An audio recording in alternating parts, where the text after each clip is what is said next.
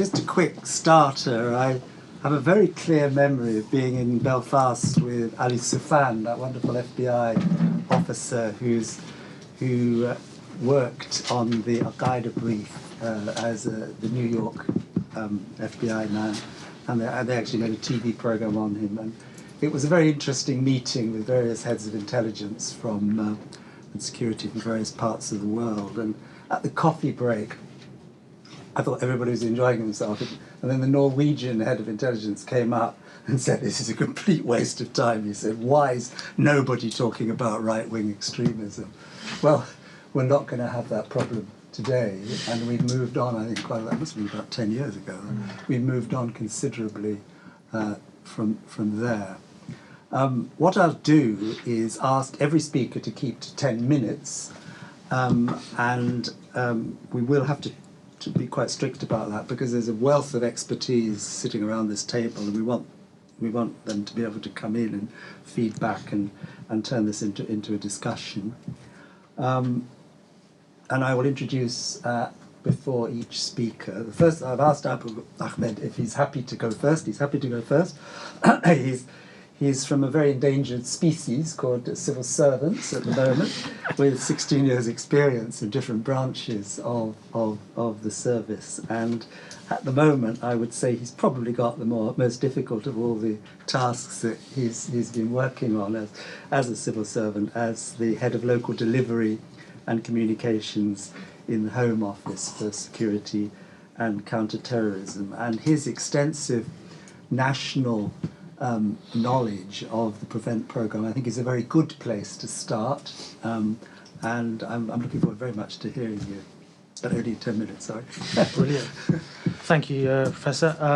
And please do give me a reminder, if you won't mind, when I have just 1 minute left, because I do want to stick to it. Yes. So thank you for that introduction. Thank you to the Dialogue Society for inviting me. It's a pleasure to be here, and it's a pleasure to be here with really real authorities on the issue of extremism. So I hope that see me as the appetizer ahead of others who are going to talk perhaps with more authority than I have on this subject. I thought I'd start first of all by talking about the global first, because when I just look at the news today and I hear about what's going on in India, and we've all heard about what's been going on in with the Rohingya in Burma, and I think of Sri Lanka, and I think of what's going on in China, and I think about various parts of the world where extremism is, however you define it, on the rise and affecting many different countries, many different religions. It really causes me a lot of concern, and I think that these extremists, the problem and the phenomenon of extremism now is such a global phenomenon that it's quite a complex thing to tackle. It always has been, but I fear it's going to get even more complex now. Some of the individuals and movements that are involved in whichever form of extremism you're talking about have networks that span different continents. So even when you think about the right-wing extremism, right-wing terrorism, you think about certain figures in the States like Pamela Geller, Robert Spencer, you think about Generation Identity, born out of Austria, you think about some of the far-right figures we have here. All of these individuals, and interesting connections, obviously, to Russia as well, with Paul Golding coming back from Russia. It's a real complex phenomenon. And it feels to me as though people across the world are retreating into very narrow identities. You know, when you think about Hindutva, and you think about individuals who want to row back the tide and go to remake India and refashion India prior to the Muslim existence and Muslim contribution to Indian civilization, it really is worrying. But having gone global, I want to focus on the national and the local.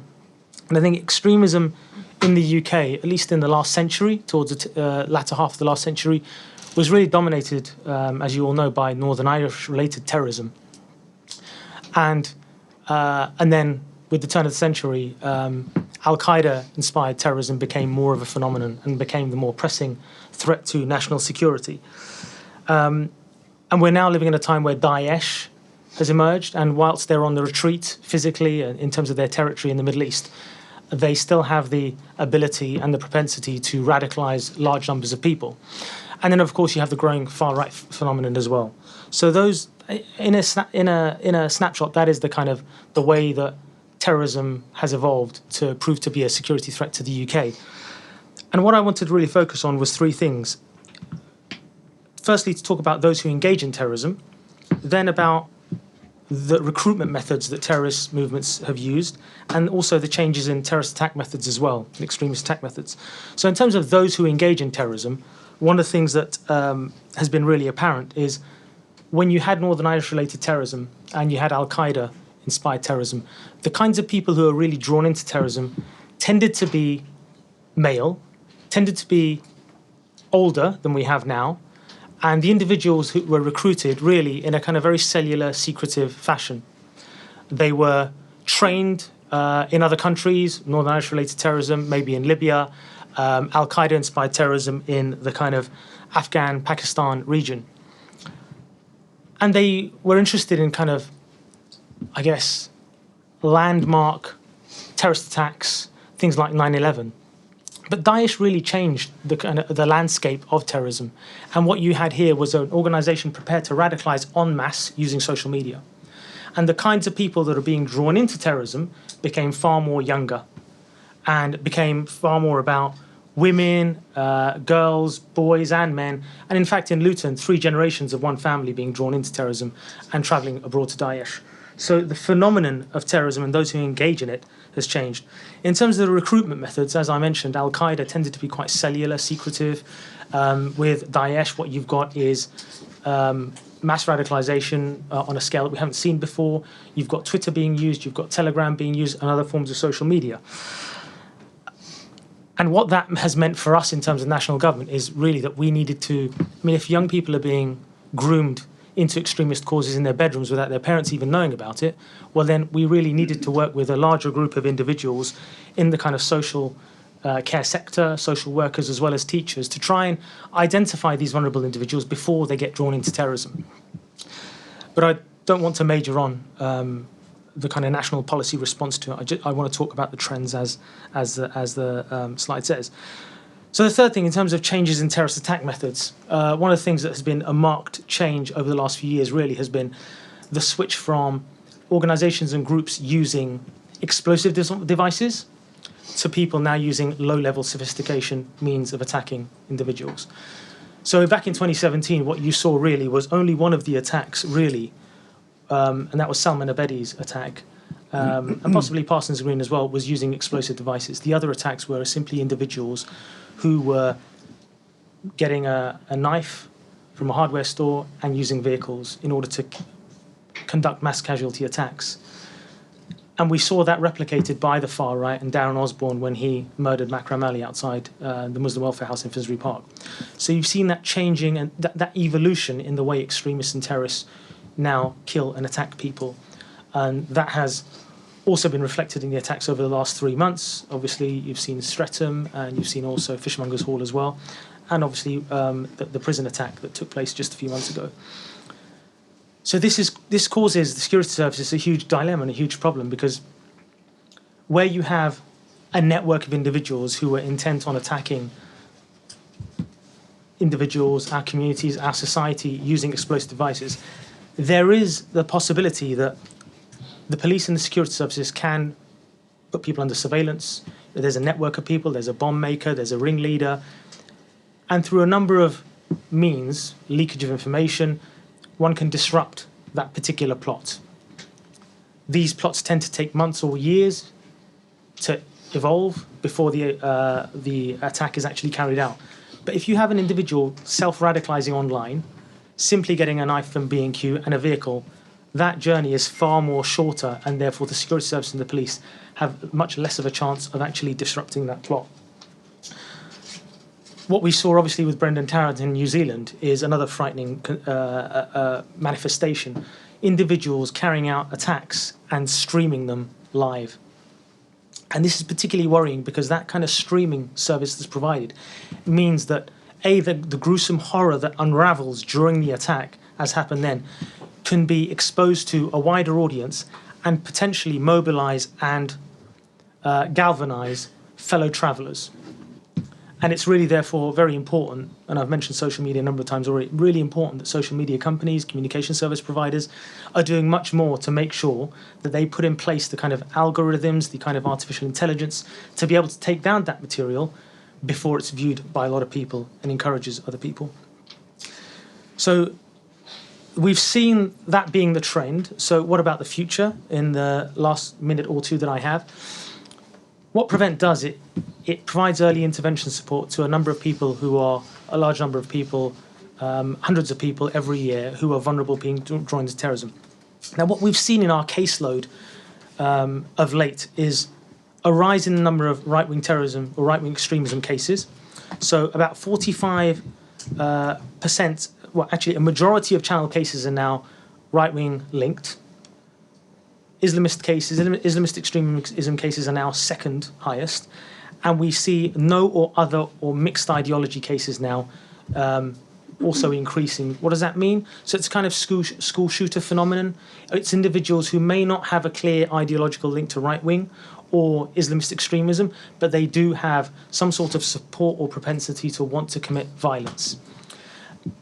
And that is also combined with some of the information and knowledge we're getting from the ground up, which says that there are individuals with really complex needs, mental health issues, housing, homeless issues, trauma in their childhood, and those are all combining to create individuals who are looking and latching onto sometimes an ideology. Sometimes they're latching onto an ideology, and that could be Islamist extremism or right-wing extremism.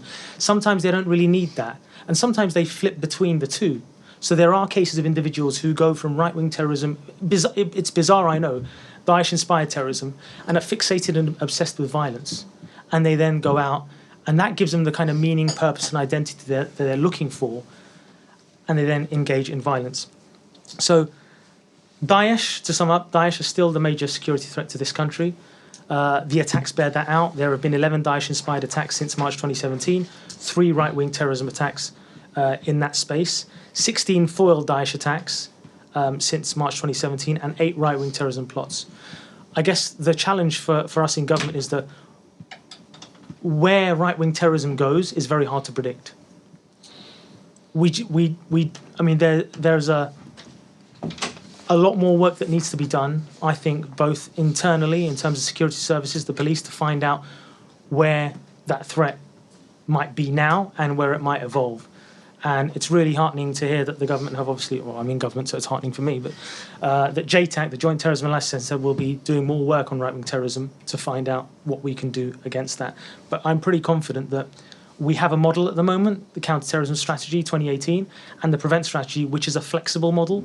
It can be adapted and can evolve to deal with all forms of extremism and terrorism. Milo, are you happy to go on next? Absolutely. Okay, just a quick introduction to Milo Comerford, because we're both old colleagues in a previous organisation. He's Senior Policy Manager at the Institute of Strategic Dialogue, which is a very reputable, well-established organisation working in this domain, and he's done a lot of work on the research work on the nature of Islamic extremism, and he's done quite a bit of writing. He's quite a very impressive list if you look at your pieces of paper here. We were together at the Blair Institute when it was called the Faith Foundation, and he's going to talk on the nature of your research, and I hope something on you can pick up on some of the things that have been said. 10 minutes. Absolutely. Thanks so much, Ian, and real pleasure to be here. It's very exciting to have the opportunity to speak to such a great crowd and a brilliant mixture of researchers, of civil society organisations and government representatives as well. So very timely topic and a great group to be speaking to. So there are 3 main things that I want to touch on in my strict 10-minute allocation. First of all, thinking a bit about what it is we mean when we talk about extremism, particularly in the context of the UK, where we have a slightly different conceptualisation of extremism compared to perhaps the conversation around violent extremism that we see more broadly internationally. The next, to kind of pick up some of the points that were made by Abu there about the current trends that we're facing, and to understand the sort of dynamic threat landscape of extremism. And then finally, I know that the the framing of the panel discussion was quite action-oriented. It was to sort of pick up on what we can do. And seeing as we've got such a great group here, I think it would be great to sort of, in the discussion, think about slightly more practically how we bring together a sort of whole-of-society effort to tackle these kind of extremist ideologies that we're seeing metastasizing across the UK. So I thought where we started in India was a really interesting place to begin, because when we are talking about extremism, often the association is very closely with terrorist action. But actually, extremism is something slightly broader. Extremism is something that divides communities, that feeds polarization and conflict, and undermines open and pluralistic societies. And we heard at the beginning of the presentation, or actually in the video beforehand, about the importance of the universal application of human rights and the social fabric of liberal democracies that we live in. And extremism is a direct affront to those values. Extremism, there's a definition that is sort of growing in traction in the academic community, which is a social identity theory of extremism, popularised by J.M. Berger, most recently the academic based in Swansea, which really defines extremism as an ideological worldview that advocates for supremacy of an in-group at the expense of an out-group. And the constellation of examples that you were providing earlier, from the Rohingya to the Uyghurs to Sikh Khalistani extremism, to some of the other things that have been listed in the blurb around growing concerns around environmental and left-wing extremism as well. Really, at their core, they have this supremacism at their heart. And it's crucial that we recognise that whilst it is important that we look at the violent manifestations of extremism, we also acknowledge the broader societal harms that are associated with this, and think really about the ways that extremism can be manifested and even mainstreamed within societies. I mean, the most obvious example of this is in Nazi Germany, for instance, where if you take extremism to not necessarily its most violent extreme, but rather its most broad societal manifestation, it's that dehumanization that is hardwired societally, and becomes so deeply grained that you end up with the justification of genocide. And that is a very extreme example of that mainstreaming phenomenon of extremism. So I just wanted to touch on that slightly. Now, this event is framed around recent trends, and two of the main trends that we've been speaking about already around the far right and Islamist extremism. And whilst Islamism does remain the predominant security challenge globally and in the UK, we really are seeing a cresting wave of far-right extremism. And for a while, this was not really dwelled upon for various sort of policy and political reasons. In the US, for instance, there was major pressure on the Obama administration to not take right-wing extremism seriously because of an incredibly politicized conception of what it is that we mean when we're talking about the far right. And that's why it's so interesting to hear about your sort of framework that you're developing, the distinguishings between cultural nationalism, between right-wing terrorism, and white nationalism as well. So obviously we've seen some appalling attacks in Germany most recently, in Hanau last week, which is really indicative of a wave of sort of post-organizational extremist violence, carried out by individuals that have only very superficial involvement with organized far-right groups, but are deeply embedded in a wider subculture, an ideology, a symbolism, a sort of frame of language of these far-right movements. And we heard a bit about the sort of technology challenges, but these are really hypercharged, these challenges, by digital technology and by a sort of propaganda machinery that is incredibly sophisticated. And as we saw in the Hanau case, this often intersects with a major challenge from conspiracy thinking as well. It's really important to grasp this nexus between conspiracies and extremism.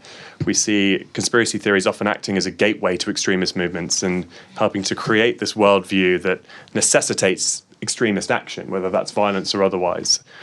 So we heard, for instance, about the concept of the Great Replacement. This is a very good example of this, a theory which dominates the contemporary landscape of the far right and provides a sort of ideological glue that melds together very geographically and even ideologically disparate far right actors. And this theory is able to inspire calls for action from its adherents. I mentioned earlier about the genocide being a sort of potential conclusion of these sort of ideologies. It also calls for the remigration of Muslim of Muslim origin Europeans, supposedly to restore a sort of white Europe. And by calling on crisis narratives. Brenton Tarrant's manifesto, for instance, talked about an impending environmental disaster as a means of justifying why his violent action needed to be taken. So it really does. It does kind of it requires an accelerationist worldview that requires action to be taken imminently, and I think it's notable that on some of the forums that Brenton Tarrant frequented, he signed off by saying "screw your optics" to these people that advocated for a more political solution. He felt that the time was right to take concrete action.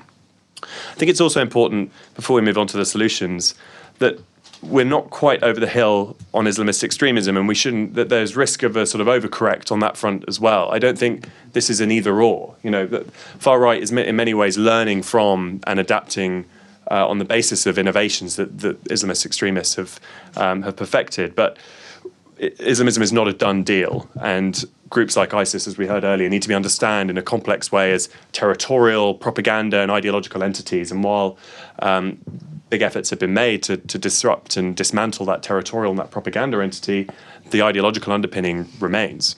And we shouldn't rest on our laurels on that front. I'm going to skip over this. I wanted to make a point about this sort of hybridization of ideologies, but I think that was very well made earlier. This kind of rise in mixed, unclear and unstable categories of radicalization, which really show us that ideology is not a driver per se of extremism, but rather a sort of lens through which these very diverse grievances and kind of psychosocial and complex needs are often refracted through. So it is really important that when we think about sort of prevent, for instance, that it's through the frame of safeguarding and vulnerability generally, rather than looking at ideologies specifically. So on the basis of that sort of threat analysis, a few thoughts from me about what this means for how we build a whole of society architecture to counter extremism that tackles the threat in all these forms that I've laid out here. So I was doing some thinking about this over the last few days in responding to the Hanau attack, and working quite closely with the German government at the moment, who are asking some quite profound questions about what it is that you do to sort of curb this rising tide that is feeding huge polarization in Germany, that is feeding into extremist narratives. And I think also leaving people feeling disempowered and unable to sort of respond to this with anything more than sort of vigils and sort of thoughts and prayers. So just a few sort of rough thoughts from me. I think it's very important that we build out a infrastructure, and particularly a sort of data infrastructure, to understand the shifting scale, scope and nature of extremism that we're seeing on a real-time basis. This is a very dynamic phenomenon, and we need to be understanding the way that this is shifting in the online space, the shifting narratives and ideological framings that we see across these different extremist ideologies, and really having that sort of infrastructure of data and information that allows us to target resources, that allows us to think about what communities are most in need, and also even to frame soft target protection, to understand, are certain places of worship at greater risk? Are certain religious schools, do they require greater protection? And building out a sort of early warning system, if you like, for monitoring this dynamic ecosystem of extremism that we see. I also think that while policy leadership is essential, and we've got a great example of that here at the table, these problems are incredibly localized, and we need to be empowering localized responses as well. You think last year the City of London, the Mayor of London released a local action plan for countering violent extremism in London. And I really do think we need to be empowering these sort of city-level responses where local authorities can really understand the specific challenges they're facing at a local level and be able to generate that threat landscape and that picture and be able to respond to these twin threats of extremism, polarization, hate crime in real time. There's a piece around sort of regulation of tech companies, which I don't quite know how much we want to get stuck into that here around this table. It's a very kind of complicated question about where the responsibilities lie for tech companies versus governments in addressing this in addressing this phenomenon online, which is obviously an increasingly important part of the conversation. I think that just 2 points I'll make on this. First of all, the current sort of challenge is increasingly moving away from specific organizations. So the attacks, particularly on the far right, are very rarely associated with prescribed groups that are easily banned, that tech companies can refer to and remove content on the basis of their designation on a UN list or on a UK list. So I think we need to be thinking a bit more carefully about how we develop frameworks that are able to address this increasingly post-organizational and decentralized extremism challenge, we also need to be thinking beyond just sort of removal of content at how these platforms, these tech platforms themselves, are facilitating this kind of radicalization. What are the ways that these platforms that are built are kind of leading people down the garden path, so to speak? And it's not just about people being exposed to individual items of propaganda, but rather recognizing the inherent radicalizing if they are the case. And we need greater transparency as to whether this is the case or not, whether there are challenges inherent to these tech companies and how their platforms are built that need to be addressed. And then finally, I'll just end on a few points about how we have a fuller civic response. And it would be great to hear, particularly from the Dialogue Society, which has done so much in corralling and bringing together civic and civil society responses to extremism.